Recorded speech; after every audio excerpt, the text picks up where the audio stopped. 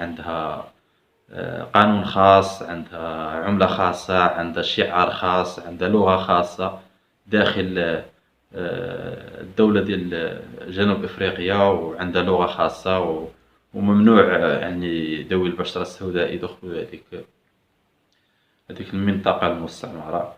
يعني حبذا أنه لو الإنسان وكما شفنا أن في المقابلة النهائية أن مانديلا الصغير يرتخي في المدرجات وحاط واحد ليمونة وبنانة الديسير ديال القبيلة.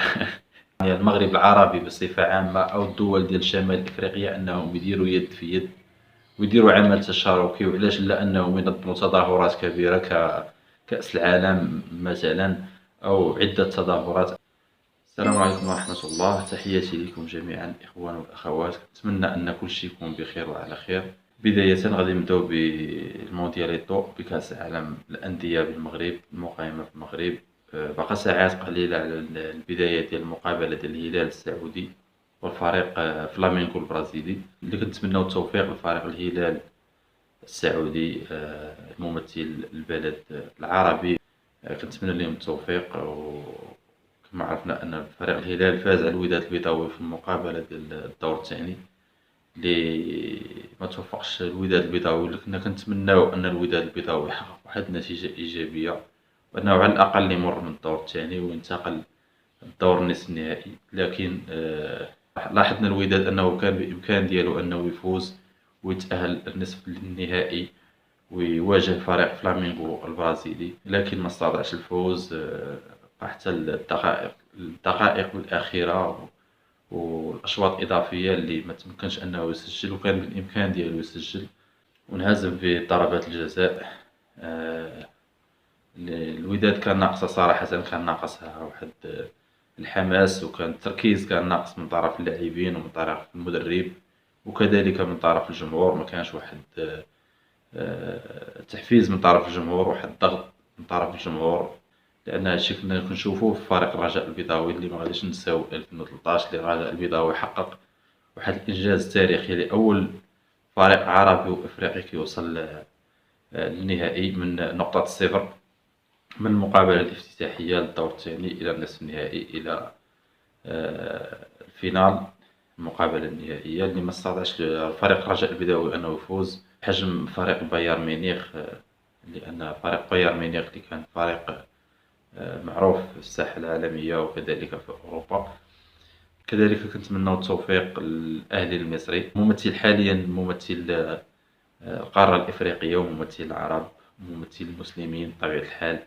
فريق الأهلي المصري اللي غادي يواجه غدا يوم الأربعاء فريق ريال مدريد، المباراة ديال النصف النهائي، وكنتمناو التوفيق للفريق الأهلي المصري ممثل إفريقيا وممثل العرب، وكنتمناو التوفيق للفريقين بجوج إن شاء الله الرحمن الرحيم، أنهم يحققوا واحد النتيجة إيجابية ويكون واحد البصمة تاريخية للفرق العربية أو الفرق الإفريقية.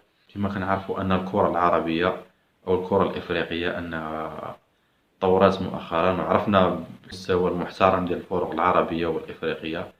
كذلك كما شفنا في كأس العالم قطر 2022 أن المنتخب السعودي فاز على المنتخب الأرجنتيني، المنتخب الأرجنتيني اللي حامل اللقب وبطل كأس العالم 2022 بقطر. المنتخب السعودي أنه أقصي من الدور الأول، أنه قدم واحد النتيجة ديال المباراة الأولى ضد فريق الأرجنتين، قدم مقابلة محترمة جدا. كذلك المنتخب الوطني المغربي اللي حقق إنجاز تاريخي ومهم ومحترم جدا في كأس العالم قطر 2022، اللي كان ممثل المنتخبات الإفريقية والعربية والمسلمة بصفة عامة. لفريق المغربي وصل المباراة ديال النصف النهائي اللي انهزم أمام فرنسا، انتقل من الدور الأول ولعب الدور الثاني ولعب الربع النهائي ولعب النصف النهائي اللي انهزم فيه. وهذه هي الكرة الوطنية المغربية اللي كانت ممثلة إفريقية وعربية. على العموم كنتمناو التوفيق والنجاح للفريقين، الأهلي المصري الممثل إفريقيا وممثل العرب، وكذلك كنتمناو الفريق الهلال السعودي الممثل العربي اللي كلاهما غادي يكون التوقيت المغربي مع 8 مساء. كذلك نهنئ المنتخب السنغالي اللي هذا الأسبوع فاز في المقابلة النهائية ضد الجزائر وتوج باللقب ديال كأس أفريقيا المحليين بالجزائر 2023. هنيئا للمنتخب السنغالي الشقيق المسلم اللي حقق واحد المستوى، وأنا الكرة السنغالية كنعرفوا المستوى ديال الكرة السنغالية، مستوى رائع جدا لمنتخب السنغالي أنه انتزع اللقب من نقولوا من المنتخب الوطني المغربي، لأن المنتخب الوطني المغربي حامل لقب النسخة السابقة والنسخة ما قبل السابقة، وغادي نقولوا بأن المنتخب السنغالي انتزع اللقب من المنتخب المغربي، رغم أن المنتخب المغربي ما شاركش في هاد النسخة بداعي عوامل سياسية بين الدولة الجزائرية والدولة المغربية. على العموم كنهنئو فريق المنتخب السنغالي وكنتمناو حظ أوفر لجميع المنتخبات الإفريقية والعربية. نتمناو إن شاء الله هاد العوامل السياسية ما تبقاش ويكون واحد العمل تشاركي رياضي كروي. نتمناو أن الله يجمع شمل المنتخبات الإفريقية والعربية إن شاء الله الرحمن الرحيم، ونبقاو نعيشوا الأجواء الرياضية بدلا من الأجواء من الرسائل السياسية. كما شفنا الافتتاح ديال الشان كان رسائل سياسية من طرف مانديلا الصغير اللي خرج بواحد رسائل سياسية لا تليق به ولا تليق بالدولة ديال جنوب إفريقيا، اللي حنا كنعرفوا أن الدولة ديال جنوب إفريقيا أن هناك دويلة صغيرة وسط حسب ما جاء به من الرد عن الرسالة السياسية ديال مانديلا الصغير، الرد اللي جاء به من طرف جمهور الرجاء البيضاوي اللي وصل الرسالة أن هناك بقعة أرضية مستعمرة داخل جنوب إفريقيا اللي عندها قانون خاص، عندها عملة خاصة، عندها شعار خاص، عندها لغة خاصة داخل الدولة ديال جنوب إفريقيا، وعندها لغة خاصة وممنوع يعني ذوي البشرة السوداء يدخلوا هذيك المنطقة المستعمرة. يعني حبذا أنه لو الإنسان وكان الخوخ داوي يكون داوى راسو. وكما شفنا أن في المقابلة النهائية أن مانديلا الصغير يرتخي في المدرجات وحاط واحد ليمونة وبنانة الديسير ديال القبيلة.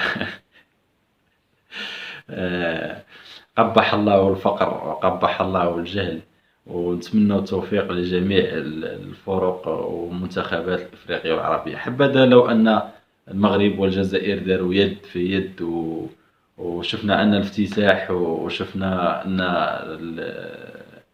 الختام ديال، لأن الصراحة ما تفرجش في الماتشات نهائيا ديال الشان، ولكن حسب المعطيات اللي كيطلعوا لي في الفيسبوك واللي كنشوف شفت المهم الافتتاح المغربي ديال كأس العالم الأندية كان رائع جدا، وكانوا فيه رسائل رياضية وكانوا فيه رسائل جد جميلة جدا.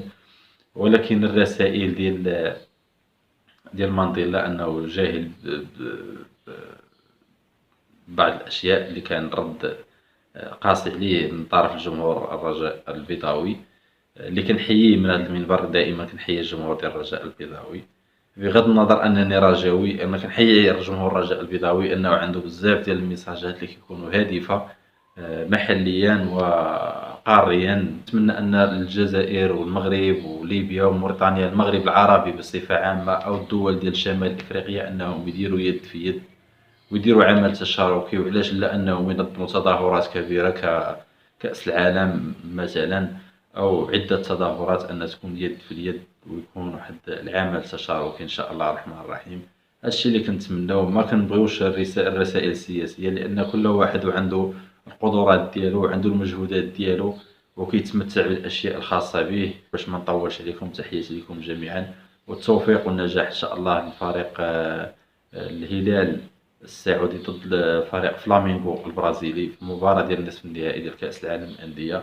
وكنتمنى كذلك التوفيق لفريق الأهلي المصري اللي غادي يكون غدا يوم الأربعاء على الساعة 8 مساء، اللي غادي يكون ضد فريق ريال مدريد الإسباني.